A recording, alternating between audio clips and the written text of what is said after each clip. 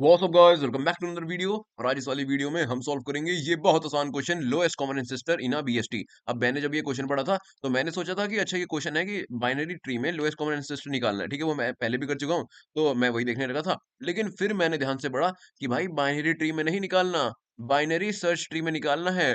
तो भाई इसमें तो लोएस्ट कॉमन एंसेस्टर निकालने की इतनी मजेदार अप्रोच है, इतनी इजी अप्रोच है। 2 लाइन का कोड है, बस 2 इफ स्टेटमेंट का कोड है, जिसमें हम बीएसटी की प्रॉपर्टीज को इस तरह से यूज करेंगे ना कि भाई उसको देख के एकदम मजा ही आ जाएगा। अभी हम समझेंगे ना, आपके एकदम दिमाग के सारे तार खुल जाएंगे कि भाई ओके, बीएसटी की प्रॉपर्टी को यूज करके लोएस्ट कॉमन एंसेस्टर बीएसटी में निकालना इतना ज्यादा आसान हो जाता है। तो बस आप चैनल को सब्सक्राइब कर देना यार, ताकि डेली वीडियो डालने की मोटिवेशन मिलती रहे। और ये क्वेश्चन आओ अब देखते हैं बड़े तरीके से। देखो यार, हमें क्वेश्चन तो बस इतना सही है। लोएस्ट कॉमन एंसेस्टर का मतलब तो आप समझ जाते हो ना कि भाई हमें ना एक इनपुट में ट्री गिवन होगा बीएसटी, और N1 और N2 नाम से ना दो नोड गिवन होंगी। जैसे 7 और 8 यहाँ पे गिवन है। तो लोएस्ट कॉमन एंसेस्टर, एंसेस्टर मतलब पूर्वज, यानी कि ट्री के टर्म्स में अगर मैं बात करूं तो पेरेंट। तो लॉन्ग लोएस्ट कॉमन एंसेस्टर यानी कि ये जो दो नोड है ना, इनके पेरेंट कोई, जो इन दोनों नोड का कॉमन पेरेंट हो, या फिर एंसेस्टर बोलूं तो पेरेंट का भी पेरेंट, पेरेंट का भी पेरेंट चल सकता है। तो इन दोनों पेरेंट के, सॉरी, इन दोनों नोड्स के कोई कॉमन पेरेंट, जो सबसे पहले हमें ऊपर कॉमन पेरेंट मिल जाए, वो हमारा आंसर होगा। और ना एक नोड भी एक अपनी डिसेंडेंट हो सकती है। यानी कि जैसे कि ये 7 और 8 दो नोड्स है ना, तो 8 का पेरेंट तो 7 है, ठीक है। लेकिन 7 जो है वो भी अपना डिसेंडेंट, उसको हम कंसिडर कर सकते हैं। यानी कि ये 7 और 8 का आंसर क्या आ गया? 7। क्योंकि यहाँ पे ये वाली लाइन क्वेश्चन में लिखी हुई है। That's it. अब दूसरे क्वेश्चन में नोड है 8 और 14। तो 8 यहाँ पे है और 14 यहाँ पे है। तो 20 जो है वो 8 का भी एंसेस्टर है और 14 का भी है किसी तरह से, है ना, उसके पेरेंट के पेरेंट का पेरेंट, ठीक है। अगला क्या है? 8। 8 जो है वो अपना तो है ही, और 14 का भी है। उससे नीचे अगर मैं कोई भी नोड लूं, तो भाई वो 8 का एंसेस्टर नहीं होगा। ओके, इसलिए यहाँ पे 8 ही हमारा आंसर होएगा। दैट्स इट, 8 हो गया हमारा आंसर। अब ये 1 और 2, 1 और 3, 1 और 3 का क्या है कॉमन एंसेस्टर लोएस्ट? भाई वो तो 2 ही है, साफ साफ दिख रहा है। तो इसलिए आंसर में आ गया 2। दैट्स इट यार, इतना ही आसान बस क्वेश्चन था। क्वेश्चन तो आपके दिमाग में आ चुका है ना, तो फिर आओ यार इस एग्जांपल को लेके चलते हैं ब्लैक बोर्ड पे। वहां पे इसकी बहुत इजी बेहतरीन अप्रोच समझेंगे डिटेल में। तो यहाँ मैं आ चुका हूँ ब्लैक बोर्ड पे, और यहाँ पे बाइनरी सर्च ट्री की प्रॉपर्टी को यूज करके इतना इजीली हम इस क्वेश्चन को सॉल्व कर देंगे ना कि आपको एकदम मजा ही आ जाएगा। हमें देखो, इनपुट में मान लो ये ट्री गिवन है ना, और दो नोड गिवन है N1 और N2। भाई हमें ये बताना है कि N1 और N2 का लोएस्ट कॉमन एंसेस्टर कौन है। ठीक है, तो देखो यार, एक बात मेरी ध्यान से सुनो। बाइनरी सर्च ट्री की कौन सी प्रॉपर्टी की मैं बात कर रहा हूँ? भाई बाइनरी सर्च ट्री में ना, हर नोड के जो लेफ्ट सब ट्री होता है ना, उसमें उससे छोटी नोड्स रहती हैं, और जो भी राइट सब ट्री होता है उसमें उससे बड़ी नोड रहती हैं। पिछले 5 दिनों में ये छोटी सी बात तो आप सबको क्लियर हो गई, ठीक है ना। तो एक मेरी बात सुनो ध्यान से। अगर मेरे को दो नोड निकालनी है, N1 और N2, और मैं किसी नोड पे खड़ा हूँ, N पे मान लो, ठीक है। तो एक बात बताओ, कितनी पॉसिबिलिटीज हो सकती है? देखो, एक पॉसिबिलिटी हो सकती है कि N1 और N2 ये दोनों ही जो है ना, ये N से बड़ी हैं। अच्छा ठीक है, ये या फिर एक पॉसिबिलिटी हो सकती है कि N1 और N2 ये दोनों ही जो हैं ये N से छोटी हैं। जिस नोड पे मैं खड़ा हूँ उसकी बात कर रहा हूँ, ठीक है, सिंपल सी बात है। एक ही हो सकती है, एक ही हो सकती है। या फिर N1 जो है वो बड़ी है N से, और जो N2 है वो N से छोटी है। या फिर N2 जो है वो N से बड़ी है, या फिर और N1 जो है वो N से छोटी है। बस यही चार प्रॉपर्टी हो सकती है ना, इसके अलावा तो कुछ नहीं हो सकता ना दोस्त। क्या हो सकता है कि भाई हमें दो नोड गिवन है, हम जिस नोड पे खड़े हैं वो दोनों नोड या तो उससे बड़ी होंगी, या तो दोनों उससे छोटी होंगी, या तो भाई एक छोटी एक बड़ी होगी, या फिर दूसरी छोटी और पहली वाली बड़ी होगी। यही तो चार पॉसिबिलिटी हैं। जितनी भी पॉसिबिलिटी हो सकती है ये चारों ही तो हैं। तो भाई एक बात बताओ मेरे को, बहुत सिंपल सी, बाइनरी सर्च ट्री की क्या प्रॉपर्टी होती है दोस्त? कि हर नोड के लेफ्ट सब ट्री में उससे छोटे एलिमेंट पड़े हैं, और राइट सब ट्री में उससे बड़े एलिमेंट पड़े हैं। तो भाई एक बात बता, जो तू इसका लोएस्ट कॉमन एंसेस्टर फाइंड कर रहा है, तो और कि तू किसी नोड पे पड़ा है, खड़ा है, तो एक बात बता, इस वाले केस में तू क्या करेगा? अगर तू जिस नोड पे खड़ा है, और तेरे को पता चला कि जो दो नोड हैं N1 और N2, ये दोनों की दोनों उससे बड़ी हैं जिस नोड पे तू खड़ा है। तो तू एक बात बता कि तेरे को तेरा लोएस्ट कॉमन एंसेस्टर या फिर ये दोनों नोड कहाँ मिलेंगी? भाई उस नोड के लेफ्ट पार्ट में मिलेंगी या फिर राइट पार्ट में मिलेंगी? अरे भाई कॉमन सेंस की बात है। जब ये दोनों नोड जिस नोड पे तू खड़ा है उससे बड़ी हैं तो ये उसके राइट पार्ट में ही मिलेंगी ना। ओके, तो इसमें तू रिकर्सिवली चला जाइए रूट के राइट पार्ट पे। अच्छा भैया ये समझा रहे थे आप। हाँ भाई, सिमिलरली ये वाला केस देख। जो दो नोड हैं वो जिस नोड पे तू खड़ा है ना उनसे छोटी है। तो भाई तेरे को पता ही है कि अगर दोनों नोड छोटी हैं तो भाई वो तो लेफ्ट पार्ट में मिलेंगी। ओके, तो इस केस में तू भाई रिकर्सिवली कॉल कर दियो रूट के लेफ्ट पार्ट के लिए। दैट्स इट भाई, कितना ही सिंपल था। अब भाई तू ये वाले दो केस देख और इसमें एक बार अपना 10 10 सेकंड के लिए अपना दिमाग एकदम पूरा खोल दो, एकदम आपको क्लियर हो जाएगा। भाई अगर हम जिस नोड पे खड़े हैं ना, मेरी बात सुनो एक बात, तो एक नोड ऐसी है N1 जो उससे बड़ी है, एक नोड ऐसी है जो उससे छोटी है।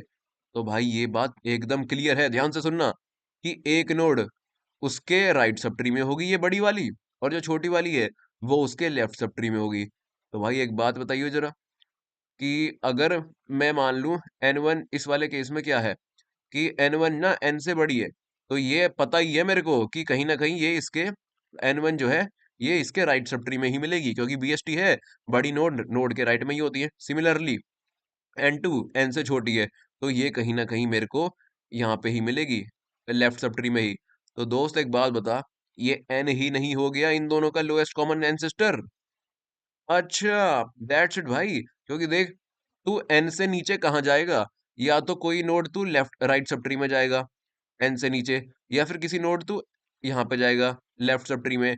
लेकिन भाई तू अगर यहाँ पे किसी भी नोड पे चला गया, या फिर यहाँ पे किसी भी नोड पे चला गया, तो क्या तू दूसरी वाली ये N2 को एक्सेस कर पाएगा? या फिर यहाँ पे चला गया तो क्या N1 को एक्सेस कर पाएगा? नहीं भाई। यानी कि अगर एक नोड N से छोटी एक नोड N से बड़ी हुई, या फिर N1 या N2 बड़ी N1 छोटी हुई, तो दोस्त इन दोनों ही केस में तू रिटर्न कर दियो N, यानी कि रूट जिस पे भी तू खड़ा है। तेरा आंसर आ गया।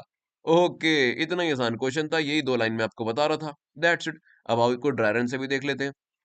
ठीक है ना, इसमें जितने भी पॉसिबल एग्जांपल है ना, ये चारों केस हैं, इन चारों केस को ही देख लेते हैं। तो सबसे पहले मान लो कि हम खड़े हैं, N1 और N2 है, N1 है पहले 20 और N2 पहले है 30। ठीक है, तो 20 और 30 मान लिए। ठीक है, तू यहाँ पे खड़ा है रूट पे। तो अब बता कि ये जो N1 और N2 हैं ये N से बड़े हैं क्या? हाँ भाई, दोनों N से बड़े हैं। तो अच्छा, दोनों N से बड़े हैं तो फिर एक काम कर, रूट के राइट पे चला जा, यहाँ पे चला जा। अब बता अब क्या होगा। अब जो है तू यहाँ पे खड़ा है N1 पे ही, यानी कि अब तेरा इन चारों में से कोई केस भी नहीं लग रहा, तू N1 पे ही आ गया। तो भाई अगर तू किसी नोड पे ही आ गया तो उससे नीचे तो कहीं नहीं जाएगा ना, वरना ये नोड तो रह ही जाएगी। ओके, यानी कि अगर तू N1 या N2 में से किसी नोड पे आ गया तो भाई फिर भी तू रूट रिटर्न कर दियो, यानी कि 20 ही इसका आंसर हो गया। बस 20 हो गया ना इसका आंसर। 20 का भी पेरेंट है और 30 का तो पेरेंट है ही, तो लोएस्ट कॉमन एंसेस्टर 20 ही हो गया। That's it. अब एक काम कर, तू N1 ले ले 5 है और N2 ले ले, ये केस तो हो गया, और N2 ले ले 9। अच्छा ठीक है भैया, तो मैं दोबारा से रूट पे खड़ा हूँ। ये बात बताइए कि जिस नोड पे तू खड़ा है N1 और N2 से छोटे हैं या बड़े हैं? भाई 5 और 9 दोनों ही 10 से छोटे हैं, तो दोनों ही 10 से छोटे हैं तो रूट के लेफ्ट में चला जा। चल भाई यहाँ पे आ जा, दोबारा चेक कर। अब 8 पे खड़ा है तू, तो 8 ना भाई 5 8 से बड़ा है, सॉरी छोटा है, और 9 8 से बड़ा है। ओके, यानी कि ये वाला केस आ गया। यानी कि भाई एक तरफ 5 है एक तरफ 9 है, तो अगर 5 पे चला गया तो 9 पे नहीं जा पाएगा, तू अगर 9 पे चला गया तो 5 पे नहीं जा पाएगा। इसलिए भाई कहीं नहीं जाना तेरे को। जब ये वाला केस आ जाए ना, एक छोटी एक बड़ी, तो जिस नोड पे खड़ा है वही रिटर्न कर दे। यानी कि 8 पे खड़ा है तो इसका आंसर आ गया 8। लो भैया, कितना इजीली यहाँ पे कोड हो गया है, और सारे ही केस यहाँ पे हमने देख लिए हैं। तो बस आओ अब इसको ही लिख देते हैं, दो लाइन को ही लिख देते हैं कोड एडिटर पे। भाई पहले तो ये देख कि क्या दोनों नोड बड़ी हैं क्या, यानी कि रूट का डेटा जो है, रूट का डेटा उससे बड़ी है N1 का डेटा, एंड अरे यार, उससे बड़ा है N1 का डेटा, एंड यहाँ पे इसको ही कंट्रोल C और कंट्रोल V, उससे बड़ा है N2 का डेटा। यानी कि N1 जो है वो भी रूट से बड़ी है, N2 है वो भी रूट से बड़ी है। तो अगर दोनों ही बड़ी हैं दोस्त, तो तू क्या करेगा, बड़ी नोट तो राइट में होती है, यानी कि तू ये एलसीए फंक्शन को कॉल कर दे रूट के राइट के लिए, दैट्स इट। n1 और n2 को पास कर दे, n1 और n2। चल ठीक है। सिमिलरली एल्स इफ दूसरा केस क्या था कि भाई दोनों नोड ना छोटी हैं, तो इसको ही कंट्रोल सी कर देता हूं मैं, control C control we. n1 जो है वो भी रूट से छोटी है और n2 जो है वो भी रूट से छोटी है। अच्छा भाई दोनों छोटी हैं, तो फिर एक काम कर, इस एलसीए फंक्शन को तो इस बार लेफ्ट पे कॉल कर दियो, लेफ्ट चाइल्ड के लिए। कंट्रोल सी कंट्रोल वी, यहाँ पे राइट की जगह लेफ्ट लिख देते हैं। सिंपल दैट्स इट, और कुछ भी नहीं। बस अब देख ये दोनों केस हो गए। अब मैंने क्या बताया था, इसके अलावा एल्स कोई भी केस हो, कोई भी केस, चाहे एक नोट छोटी हो या एक नोट बड़ी हो, n1 चाहे छोटी हो या n2 चाहे छोटी हो, तो तेरा वो आंसर रूट पे ही आ चुका है। और अगर तू किसी n1 या n2 पे भी पहुंच गया ना, तो भी तेरा वही आंसर है। तू बस दोस्त यहाँ पे रिटर्न रूट कर दे और तेरा काम हो गया। कितना इजी, कितना 2 लाइन का कोड था बस। और एक काम कर, एक बेस केस भी कर दे कि मान ले रूट ही अगर नल है, तो फिर रिटर्न नल कर दियो, फिर रिटर्न रूट कर दियो, एक ही बात है। ठीक है, तो आओ इसे कंपाइल करके देखते हैं। और यहाँ पे हमारा कोड कंपाइल हो गया है, लेकिन इतने सारे एरर आ रहे हैं जो आने ही थे, क्योंकि भाई देखो मैं सी प्लस प्लस का कोड जावा में करने का ट्राई कर रहा हूँ। Okay silly mistakes. एक काम करो, इसे कॉपी करो, यहाँ पे सी प्लस प्लस लगाओ। सबसे पहले देखो कॉमेंट हटाते हैं, हट जाओ, और बस यहाँ पे वही कॉपी पेस्ट कर देते हैं, control C control V. Okay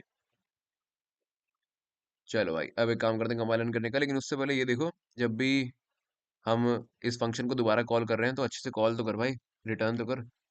समझाते हुए लिखने में सिली मिस्टेक्स हो जाती हैं गाइस। अब कंपाइलन करके देखते हैं। ओके, तो यहाँ पे हमारा कोड सक्सेसफुली कंपाइल हो चुका है, और बस इतना ही 2 लाइन का कोड है भाई। बीएसटी की प्रॉपर्टी को कितना बढ़िया तरीके से यूज कर दिया। अगर दोनों नोड जो है वो रूट से बड़ी हैं, तो फिर भाई तू बीएसटी में क्या होता है, बड़ी नोड रूट के राइट साइड में होती है, तो भाई एक काम कर, फंक्शन को रिकर्सिवली रूट के राइट साइड पे कॉल कर दे। अगर दोनों नोड रूट से छोटी हैं, तो बीएसटी में क्या होता है, हर नोड के लेफ्ट साइड में छोटी नोड होती है, तो फंक्शन को रिकर्सिवली लेफ्ट में कॉल कर दे। और भाई अगर एक नोड छोटी और एक नोड बड़ी हुई, तो दोस्त तेरे को ऑलरेडी ही उनका लोएस्ट कॉमन एंसेस्टर मिल चुका है, क्योंकि अगर तू लेफ्ट में जाएगा या राइट में जाएगा ना, तो तू एक नोड खो बैठेगा। इसलिए अगर ऐसा है तो तू वो रूट ही रिटर्न कर दे। इतना इजी क्वेश्चन देखो आप सबको समझ में आ गया होगा। अब इसे सबमिट करते हैं। और अगर आपको ये क्वेश्चन अच्छे से समझ में आया है, तो यार लाइक कमेंट और सब्सक्राइब कर देना। देखो हमारी स्ट्रीक भी 350 दिन की हो गई है, 15 दिन बाद ये स्ट्रीक 365 दिनों की हो जाएगी, मतलब 1 साल, समझ रहे हो। तो यार इस डेडिकेशन के लिए लाइक सब्सक्राइब और कमेंट तो बनता ही है। मैं मिलूंगा आपसे अगली वीडियो में, तब तक के लिए बाय।